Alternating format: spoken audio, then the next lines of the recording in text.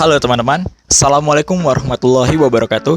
Perkenalkan, saya adalah Fairuz Ananta Putra dari Universitas Jambi, Fakultas Pertanian dengan NIM D1B018197. Nah, pada video kali ini saya akan membahas sebuah video tentang budidaya aquaponik.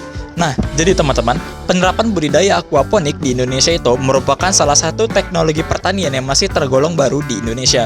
Nah, oleh karena itu, pertanian ini masih kurang dikenal oleh masyarakat luas, terkhusus para petani di daerah-daerah terluar. Nah, sedangkan pertanian ini merupakan salah satu contoh pertanian terpadu yang cocok digunakan pada saat pandemi COVID-19 di Indonesia saat ini. Nah, jadi teman-teman, kegiatan budidaya aquaponik ini merupakan gabungan dari kegiatan budidaya tanaman dan juga budidaya ikan yang dilakukan secara bersamaan. Nah, sistem budidaya aquaponik ini merupakan gabungan dari sistem budidaya hidroponik dan juga sistem budidaya ikan.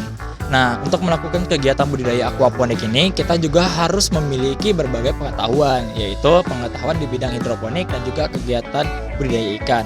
Nah, kedua pengetahuan ini sangat penting untuk melakukan budidaya aquaponik karena pada sistem ini akan menggabungkan kedua kegiatan tersebut.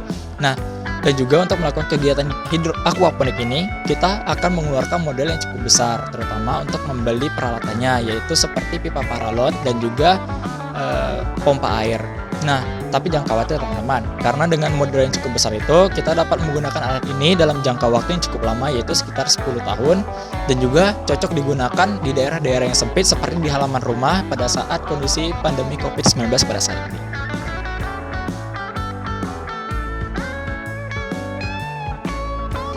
Nah, jadi teman-teman, tidak semua jenis tanaman dan juga jenis ikan dapat digunakan dalam budidaya sistem aquaponik ini. Nah, salah satu contoh tanaman yang dapat digunakan yaitu adalah tanaman sayuran. Contohnya adalah sayuran bayam, sayuran sawi, sayuran kangkung, sayuran pakcoy, dan lain-lain sebagainya.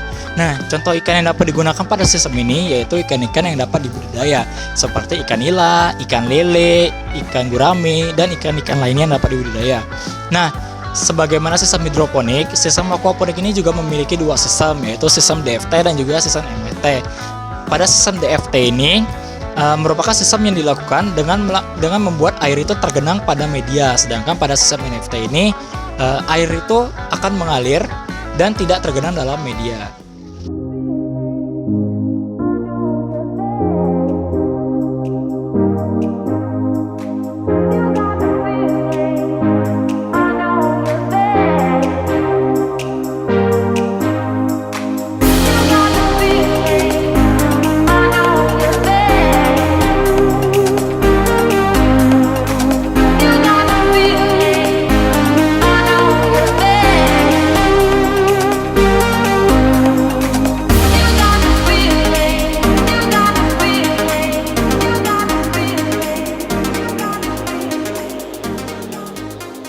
Nah teman-teman, selanjutnya ada model NFT.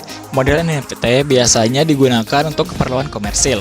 Nah, model jenis ini dapat dilakukan untuk pertanian yang berkelanjutan, karena model jenis ini dapat dilakukan dalam skala yang cukup besar, maupun dalam skala yang kecil saja.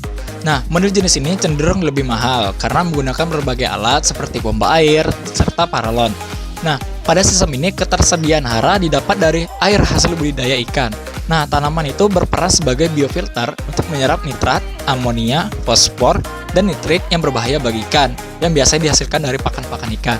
Nah, dengan menggunakan sistem aquaponik ini diharapkan limbah air kolam itu dapat dimanfaatkan menjadi nutrisi hara bagi tanaman dan dihasilkannya tanaman organik yang berkualitas, serta akan mampu menjernihkan air untuk dialiri kembali dalam kolam. Jadi teman-teman, dengan adanya sistem budidaya aquaponik ini diharapkan akan menjadi salah satu kegiatan pertanian berkelanjutan dan mendukung kegiatan Sustainable Development Goals tahun 2030. Nah, di mana dengan sistem budidaya ini diharapkan akan mampu bermanfaat bagi seluruh kegiatan masyarakat dan menghasilkan produk-produk organik yang berkualitas. Serta diharapkan pula dengan kegiatan ini dalam situasi COVID-19 pada saat ini dapat membuat kegiatan pertanian itu tidak terhenti, karena dengan menggunakan sistem ini kita dapat menggunakan sistem pertanian di lahan-lahan yang sempit dan lahan yang kecil tanpa harus disiram setiap saat dan mengurangi jumlah penggunaan pupuk. Nah, mungkin hanya sekian yang dapat saya sampaikan, lebih dan kurang saya mohon maaf. Sampai jumpa.